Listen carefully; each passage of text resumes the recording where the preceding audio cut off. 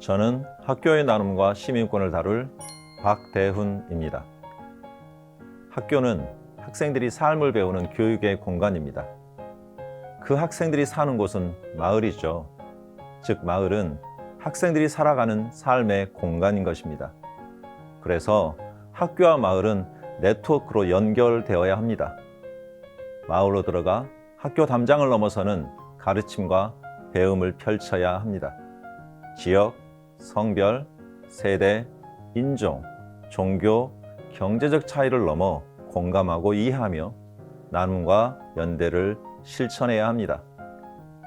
그래서 저는 오늘 학교가 마을과 함께 어떻게 나눔의 공간을 펼치고 그 안에서 시민권을 가질 수 있을지 질문, 권리, 연대의 나눔을 통해 이야기해 보려고 합니다. 자, 그럼 시작해 볼까요?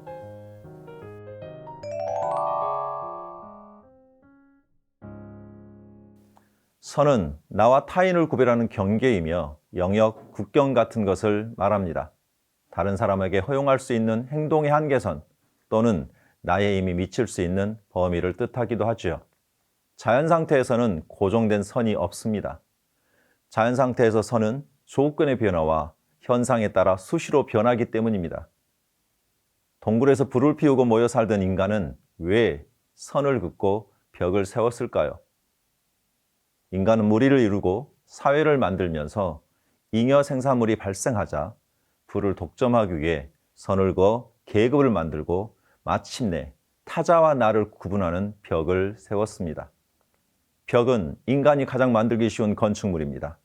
고인돌도 받침돌 역할을 하는 벽과 덮개로 이루어진 건축물이죠. 메소포타미아 지역에는 괴버클리 테페라는 인류 최초의 벽이 있습니다. 기원전 1만 년에서 9천 년 사이의 인류는 인클로저, 즉 담장을 두른 구역으로 해석되는 기념비적 구조물을 세웠습니다. 구조물 중에는 높이가 5.5m에 이르는 독특한 석회암의 T자형 기둥이 있는데 이것은 아마도 사회적 행사나 의식에 사용되었던 것으로 추정됩니다. 그런 가운데 인류는 선민의식이 싹트고 계급을 고착화시켰을 것입니다. 드라마 오징어 게임에서는 극한의 상황에 놓인 사람들에게 인간의 욕망을 이용한 게임을 제안하고 선을 그어서 참가자들의 생사를 결정합니다. 달고나 게임에서는 선을 깨트리면 죽음에 이른다고 경고하다가 무궁화 꽃이 피었습니다에서는 정해진 시간 안에 기준선을 통과해야 살 수 있다고 말합니다. 드라마 오징어 게임에서 그어놓은 선은 공정한 것일까요? 오징어 게임에서 참가자들은 초록색 복장을, 진행자는 얼굴을 감추고 빨강색 유니폼을 입고 있습니다. 반면 VIP는 황금색 가면을 들고 있죠. 오징어 게임에서 색은 넘어설 수 없는 계급성을 상징하고 있습니다. 신라의 골품제도 조선시대의 당상관 당화관의 복장에서 보듯 빨강은 지배자, 초록은 피지배자를 나타내며 황금색은 황제의 색상으로 그 둘을 모두 지배하는 절대 권력을 상징하고 있지요. 선을 넘는다는 표현을 들으면 어떤 생각이 드십니까? 인류 사회는 벽을 깨고 선을 넘으려는 사람들에 의해서 발전해 왔습니다. 오징어 게임의 엔딩씬에서 빨강색으로 머리를 염색하고 다시 게임으로 돌아가려는 게임 참가자는 이제 그가 선을 넘으려는 자로 변했음을 암시합니다. 기득권을 지키기 위해 그어져 있는 수많은 선을 넘으려는 평범한 사람들의 이야기에 귀를 기울여라는 이유도 그 때문입니다. 또 다른 측면에서 살펴보면 빨강은 열정과 에너지를, 초록은 생명과 평화를 상징하는 색이니 둘이 조화를 이루는 것이 가장 이상적일 것입니다. 마치 크리스마스의 컬러처럼요.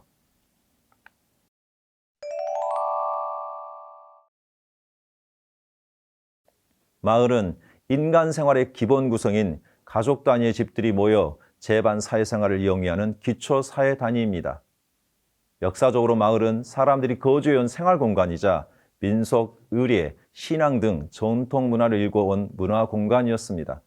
학교는 그 안에서 교육이라는 역할을 담당하고 있었지요. 지역이라는 용어는 행정구역의 성격이 짙고 마을은 정서, 관계, 연대의 의미를 가지고 있습니다. 사람들과 모여서 두런두런 이야기를 나누기에는 마을이라는 용어가 적절해 보이죠. 그런 관점에서 보면 아프리카도 나의 마을이 될 수 있습니다. 캐나다의 교육학자 막스 만 바네는 인간은 시공간이라는 조건 속에 다른 사람과의 관계를 만들면서 신체를 통해 어떤 경험을 한다라고 말했습니다. 2014년 세월호 참사 이후 안전 문제가 강조되면서 학교는 교문을 닫고 외부와 차단함으로써 지역의 섬으로 전락했습니다. 앞서 말했듯이 학교는 학생들이 삶을 배우는 삶의 공간, 마을은 학생들의 삶의 공간입니다. 학생은 마을에 살고 있지만 정작 마을과 마을에 사는 사람들을 잘 모릅니다. 교사는 학생들에게 마을의 주민이 되라 가르치고 싶지만 지금의 학생들에게 마을은 꿈을 찾아 다른 곳을 떠나기 전에 머무는 공간일 뿐입니다. 학교와 마을이 나눔을 통해 네트워크로 연결돼야 합니다. 즉, 삶과 삶의 일치가 필요한 것이죠.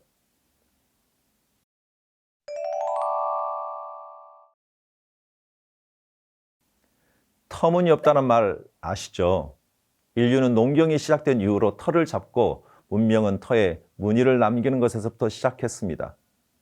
이를 터무니라고 합니다. 그런데 경쟁사회에서의 주거와 생활 방식은 마을을 터무니없는 공간으로 만드는 중이고 지금 학교로 전이되고 있습니다. 지리학자 에드워드 렐프는 우리가 경험하는 장소를 인간이 공동체로서 뿌리를 내리고 그곳을 중심으로 타인과 관계를 맺는 인간 실존의 중심으로 보았습니다. 자신이 사는 공간과 아무런 관계를 맺지 않는 사람이 시민성을 갖출 수 있을까요? 학교와 마을이라는 공간을 의식 없는 활동의 배경으로 전락시키면 개인과 사회가 분리되는 무력감, 고립감 등의 감각이 도드라지고 인간적인 삶이 파괴되는 수준에 이를 수도 있습니다. 그러므로 학교와 마을의 정체성을 회복하는 해결책을 찾아 나서는 것은 우리에게 중요한 의미를 갖습니다. 미래교육의 중요한 화두는 마을입니다. 마을학교, 마을 연계교육과정 등의 활동이 곳곳에서 일어나고 있고 그래서 여러 곳에서 마을 공동체 만들기 지원 조례가 만들어지고 있는 중입니다. 마을학교란 마을이 중심이 되어 마을 주도 교육과정을 운영하는 학교 밖 학교입니다. 마을에서 배움과 돌봄이 이루어지도록 마을 교육 공동체 구성원들이 함께 만들어가는 학생 친화적이고 민주적 공동체로서의 학교 밖 학교를 말합니다. 마을 교육 과정은 마을이란 말이 주는 정서적, 연대적 의미의 교육 과정이 결합된 것입니다. 마을에 함께 아이들을 키우고 마을을 아이들의 배움터로 활용하며 아이들이 마을의 주인이 되도록 마을을 통한 마을에 관한 마을을 위한 교육을 구현하는 교육과정입니다. 지금 많은 교사들이 마을 교육과정에 응답하고 있습니다. 이를 통해 사라졌던 마을이 복원되고 마을에서 성장한 학생들이 시민으로 자라나는 놀라운 경험을 마주하고 있습니다.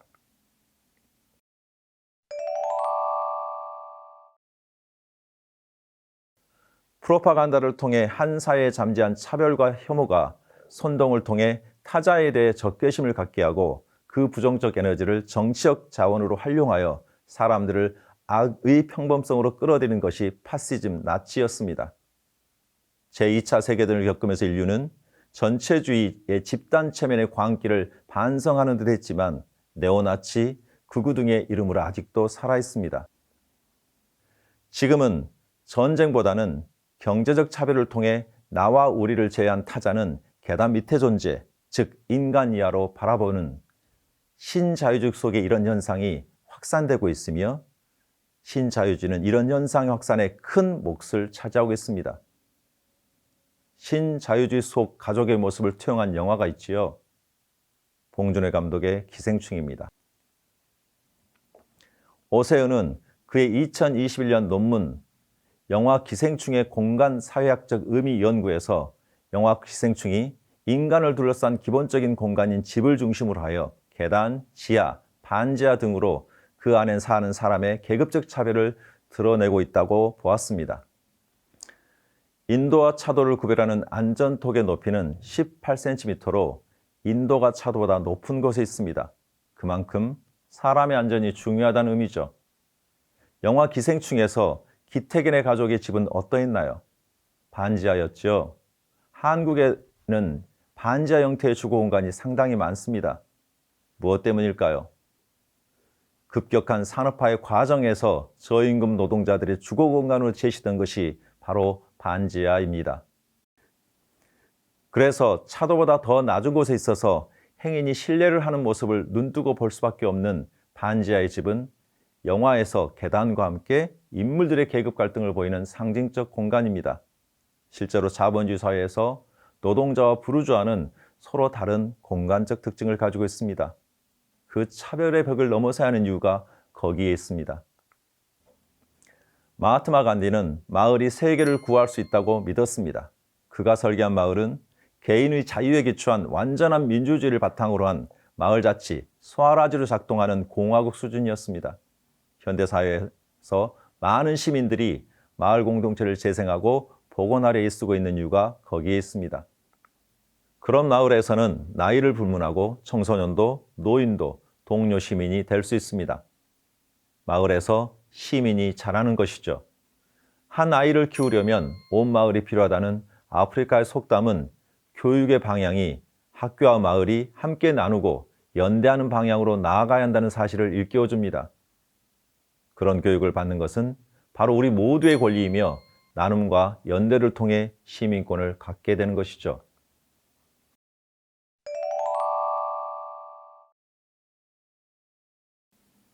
2020년부터 인천 시용고등학교 학생들은 나눔과 연대를 실천하기 위해 학생들이 기자가 되어 마을 사람들의 이야기를 듣고 사람과 사람, 사람과 마을의 경계를 허무는 인문학 휴먼북 마을과 사람을 제작하고 있습니다.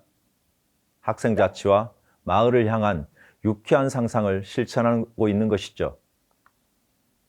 학생들은 1년 동안 마을에 한 발 더 다가가기 위해 시장 안의 방앗간, 학교 주변의 가게들을 찾아 인터뷰를 진행했습니다. 삶의 이야기를 기사화하는 과정에서 단편적인 이야기만을 듣고 기사로 적는 것이 부담스럽거나 어렵기도 했지만 마을 주민들의 삶을 그들의 시선으로 바라보고 사람마다 지닌 각기 다른 삶의 이야기를 꾸밈없이 있는 그대로 담고자 했습니다. 내 삶의 이야기에 귀를 기울여주는 후배 시민과 선배 시민의 만남은 사람을 만나는 일 그 자체였으며 어울림이라는 이름으로 마을에서 지난 2년간 이루어졌습니다. 인천 시용고등학교 학생들과 마을 주민들이 함께 만들어낸 모든 노력은 마을을 지도로 시각화한 커뮤니티 매핑과 마을을 각자의 색으로 그려낸 드로잉 아카이브에 녹아 있습니다. 2021년에는 163쪽의 휴먼북 마을과 사람 500부를 출판해서 마을 아동과 주민에게 배포하고 전국의 교육기관에 PDF 파일로 공유했습니다. 이 프로젝트의 이름은 접경 프로젝트이며 슬로건은 선을 넘어서 공간으로입니다. 시용고등학교 학생들은 마을에서 나눔과 연대라는 이름으로 선을 넘어 공간을 만들고 있는 중이죠. 사람책, 휴먼북이란 자신이 살아온 삶의 경험이나 철학을 독자에게 이야기로 들려주고 대화를 통해 지혜를 나누는 사람을 말합니다. 접경 프로젝트는 학생기자단이 인터뷰한 마을 사람이 다시 학교로 와서 학생과 마을 주민을 상대로 삶의 이야기를 나누는 마을 인문학 휴먼북 콘서트를 열었습니다.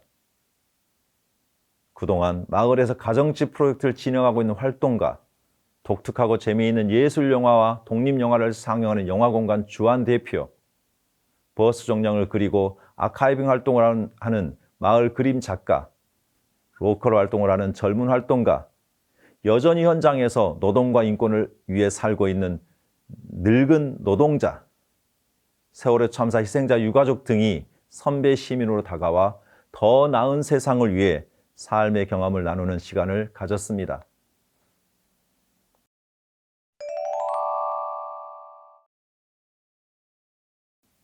(2020년) 인천 시용고등학교 학생들은 학생 기자단 활동 중에 마을의 폐휴지 수거 어르신들의 어려운 처지를 알게 되었습니다. 사회적 연대와 기여를 위해 방법을 모색하던 중 사회적 기업 끌림을 찾아내서 장문의 편지를 보내 연대 의사를 전달했습니다. 그때까지 고등학생이 운영을 신청한 경우가 없었던 끌림 운영지는 고민 끝에 인천 시온고등학교 학생들의 제안을 수락하면서 2020년부터 끌림 나비효과 프로젝트를 운영하고 있습니다. 끌림은 폐유지수고 노인에게 경량의 손수레를 제공하고 마을의 기관이나 상점의 광고를 수주하여 어르신이 손수레를 끌고 생업하는 동시에 광고 활동을 함으로써 광고비를 받는 형식으로 운영하는 권리형 나눔입니다. 접경 프로젝트 연계 사업으로 수행한 인천 시온고등학교 학생의 끌림 사업은 3개의 지역팀을 구성하여 여러 기관과 상점에서 광고를 수주하고 나비 효과 펀딩을 실행하는 성과를 거두었습니다. 마을 사람을 만나 삶의 이야기를 듣던 접경 프로젝트의 학생 기자단 활동은 끌림과 어울림으로 전이되었고, 이를 통해 학생과 시민단체가 연대하여 권력 나눔을 실천하는 나비 효과로 이어졌던 것입니다. 학교는 마을과 함께 연대했을 때 교육적 존재감이 분명해집니다. 그리고 그 안에서 시민이 성장하고 자신의 권리를 찾아냅니다. 지금은 SNS를 넘어서 메타버스의 세상이 눈앞에 와 있습니다. 코로나19는 팬데믹의 세상으로 우리를 밀어넣어 일시 멈춤의 상태로 만들고 경제적 불평등을 더욱 심화시켰습니다. 이런 현상이 나타날수록 나눔과 연대를 지향하는 시민교육이 필요합니다. 사회가 원하는 내가 될 것인가? 내가 원하는 사회를 만들 것인가? 대답은 분명합니다. 지금 주위를 둘러보면 인간다움과 더 나은 세상을 만들기 위해 나눔과 연대를 실천하는 선배 시민과 후배 시민들의 모습을 볼 수 있습니다. 여기 그런 사례를 담은 책을 소개하면서 오늘 저의 생각 나눔을 마치도록 하겠습니다. 첫 번째 책은 인천 시온고등학교 학생들이 만든 휴먼북 마을과 사람 2021년판입니다. 두 번째 책은 마을 교육과정을 그리다라고 하는 교사들의 실천적 내용을 담은 책입니다. 이 책에서 교사들은 이렇게 말합니다. 듀이는 삶이 교육이라고 하였다. 그 말은 삶을 살아가면서 만나는 다양한 문제를 해결하는 능력이 교육에서 키워야 하며, 이 능력을 듀이는 지력이라 하였다. 이런 말들을 통해 교사들은 아이들이 살아가는 삶의 연장을 교육과정에 담지 않는다면 제대로 된 교육을 하는 것이 아니라는 것을 깨닫게 되었다. 저는 수많은 교사들이 현장에서 읽어낸 이런 이야기를 함께 듣고 함께 보며 살아가고 있습니다. 그래서 오늘 저는 여러분에게 학교에서 나누는 나눔의 이야기와 연대 이야기를 들려드렸습니다. 고맙습니다.